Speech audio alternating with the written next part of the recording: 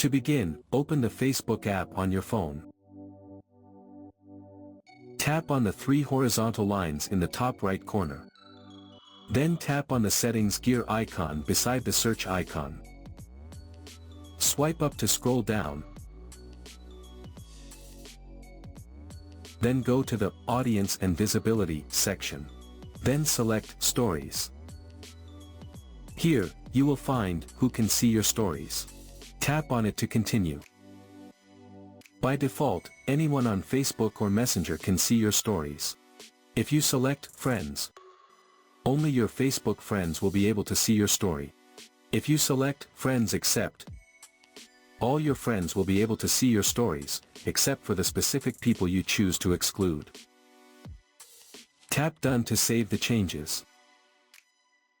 If you select Custom, you can choose specific people who can see your story. Everyone else, including other friends, will not be able to see it. Tap Done to save the changes. Now, choose the option that suits you best. Then tap Save to finalize your settings. In the confirmation window, tap Save again to confirm.